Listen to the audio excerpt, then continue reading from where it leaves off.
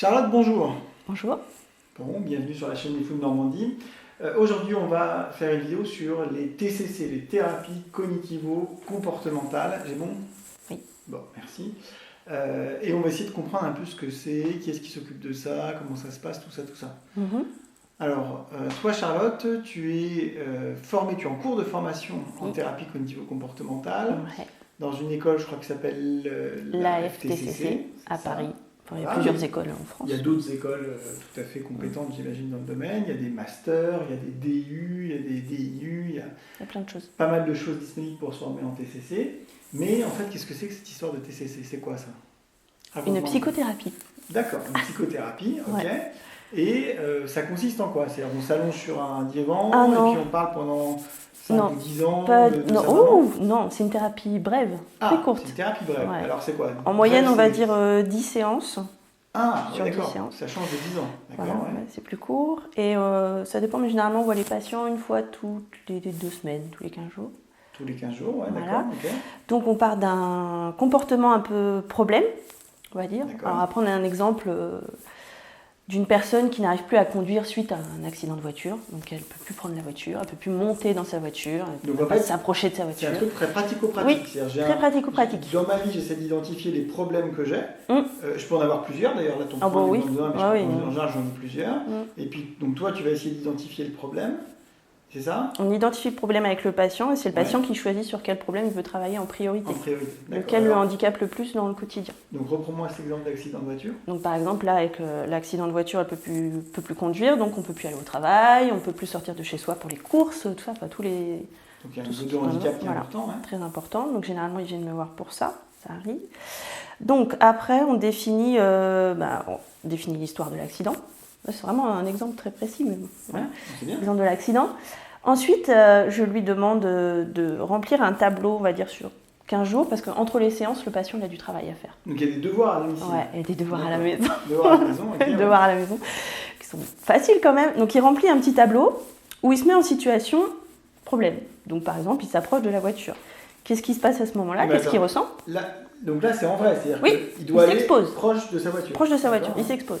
Qu'est-ce qu'il ressent au niveau émotionnel, au niveau de son corps? Est-ce qu'il est tendu? Est-ce qu'il est triste? Est-ce qu'il est en colère? Tout ça, il doit marquer dans le tableau qu'est-ce qu'il ressent. Donc d'abord, il va à sa voiture, il essaie de faire attention à ce qu'il sent, donc il fait un travail d'introspection. Oui. D'accord. Et ensuite, il rentre chez lui et il remplit sur... Non, c'est pas fini, il n'y a pas que les émotions, il faut aussi qu'il me note qu'est-ce qui se passe dans sa tête. Qu'est-ce qu'il a comme pensée à ce moment-là? Qu'est-ce qu'il est en train de se dire? Les cognitions, les émotions, ces 2 choses-là, il faut qu'il me les écrive dans le tableau. Donc il rentre chez lui et là il note. D'accord, il note tout ça. Et donc ensuite, on travaille sur qu'est-ce que ça donne quand il arrive près de sa voiture. Du coup, il est anxieux, je suis tendue, je me dis que de toute façon, je ne vais jamais y arriver, je vais avoir un accident. Et donc, qu'est-ce qui se passe? C'est quoi la conséquence? Je ne prends pas la voiture, je rentre chez moi. C'est un évitement.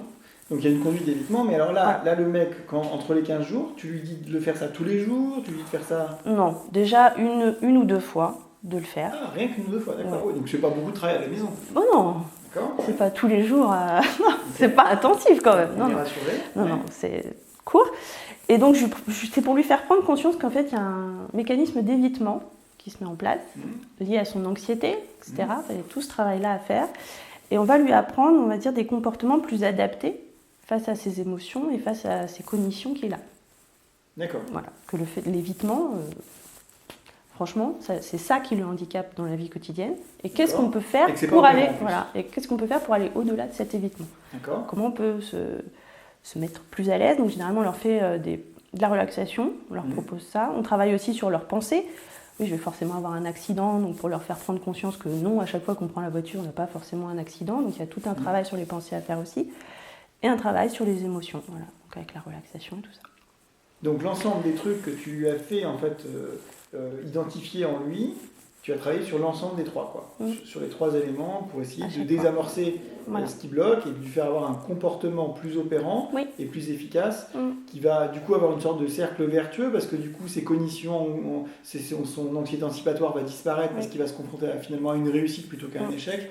Donc, on va avoir une espèce de... D'accord. Et puis petit à petit, on va augmenter la difficulté. Donc là, c'était juste s'approcher de la voiture. Après, il y a une notion d'exposition progressive. Oui, exposition progressive. Donc là, il était juste tout seul. Il y a aussi des moments où le thérapeute va aller avec le patient, notamment dans la voiture.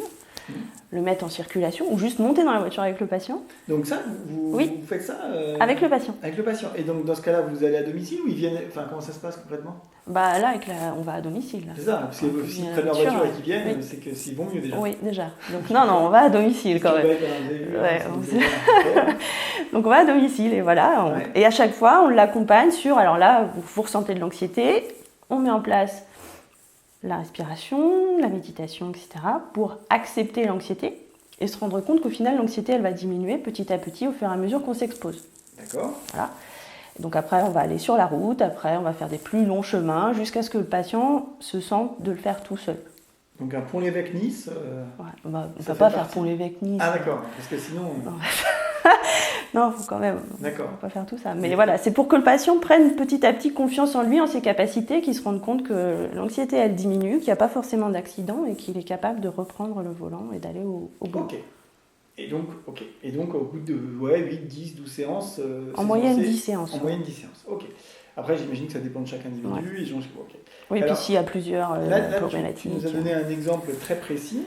Est-ce que tu peux nous donner d'autres exemples pour qu'on puisse ensuite peut-être généraliser ce que tu veux dire, enfin ce que tu traites finalement?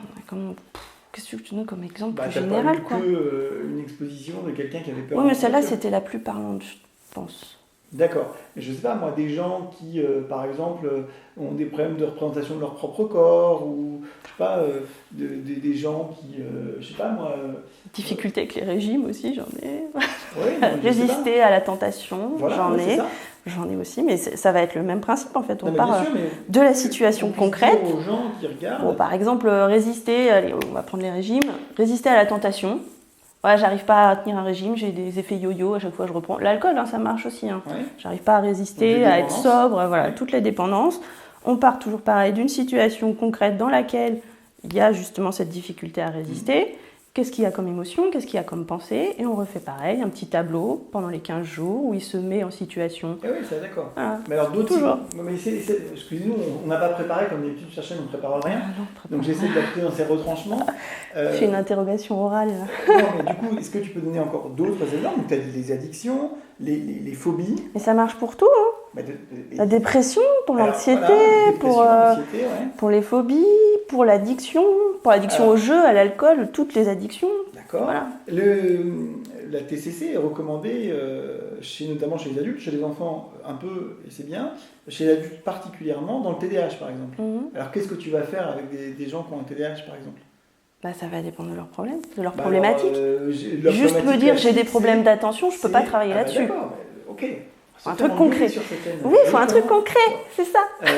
J'ai du mal à organiser mon planning. Voilà, et du coup, je suis tout le temps en retard. C'est une situation concrète. Pourquoi vous êtes tout le temps en retard? Donc la situation problème, c'est ça.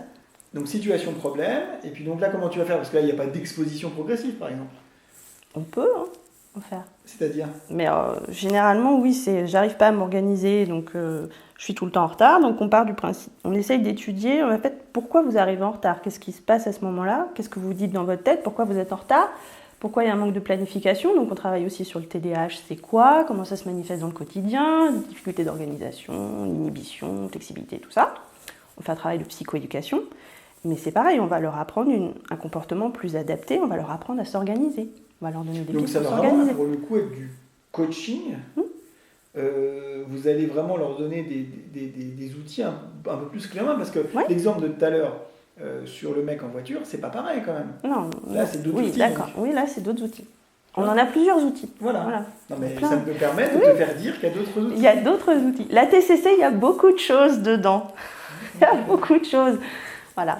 Bon. On peut l'appliquer à tout. Ok. Tout. Alors, qui fait de la TCC en France? Ceux qui sont formés à la TCC, qui ont fait un DU de TCC ou un master. En gros, il y a un peu de docteurs. Oui, des psychiatres, pédopsychiatres, des psychologues du travail, psychologues du développement, neuropsychologues, tous les types de donc un psychologues. Peu de docteurs, beaucoup de psychologues. Moi, je connais des infirmiers qui ont été formés à ça. Oui, il y en a qui font aussi. Je crois qu'il y a des orthophonistes aussi. Qui sont formés aussi à ça. Comment on trouve un professionnel formé? Notamment sur le site de la FTCC. Il y a un annuaire. Ça va être que les gens qui sont pas forcément formés à la FTCC. Non, mais il y a tous ceux qui sont formés à la TCC. Donc tous ceux qui sont formés, qu'ils soient psychiatres ou psychologues de TCC. De la FTCC. Il me semble. D'accord. Donc l'annuaire de la FTCC, AFTCC. Donc vous mettez ça dans Google, vous tapez annuaire FTCC et vous devriez trouver.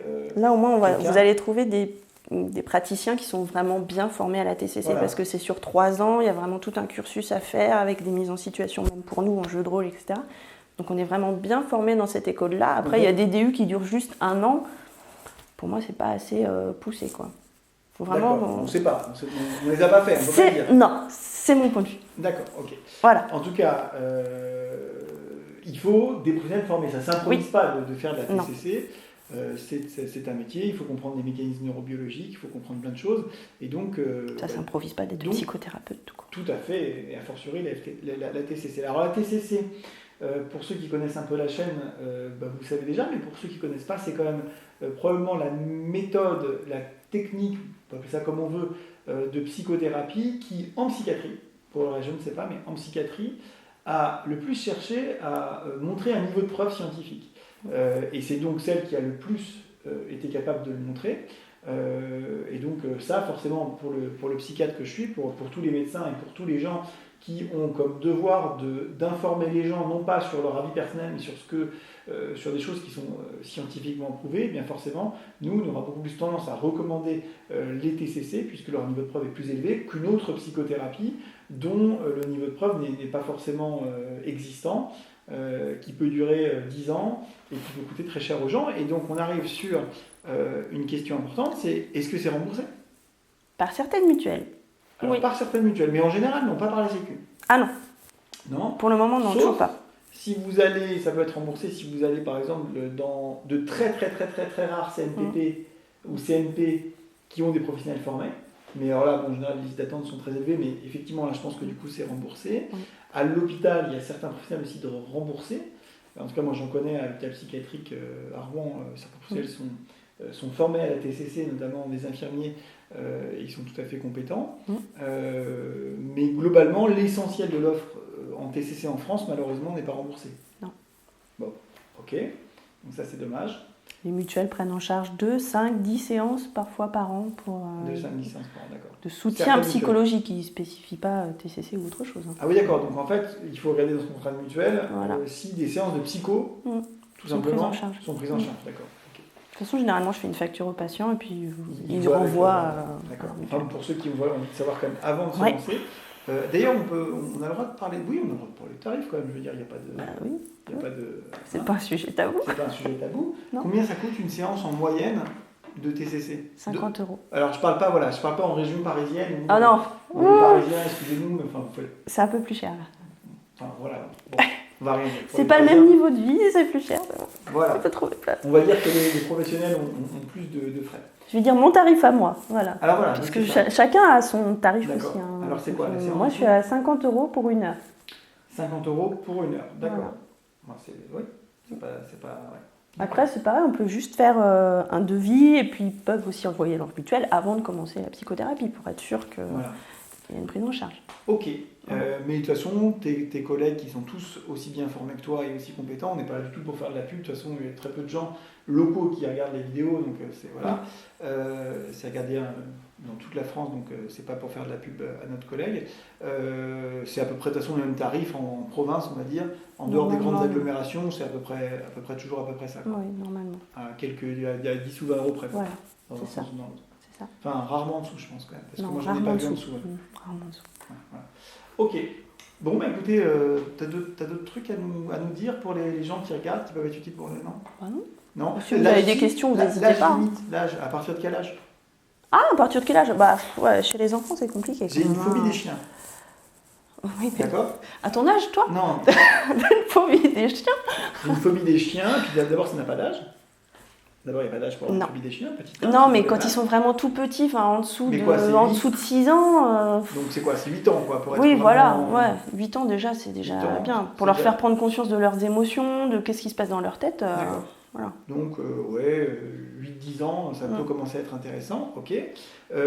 Âge limite maximum 100, 110 Il n'y a pas d'âge limite 120 maximum. Ok, très bien. Bon, écoutez, je crois que c'est bon. Si vous avez des questions, vous les posez dans les commentaires, on essaiera d'y répondre ou on essaiera de faire une autre vidéo.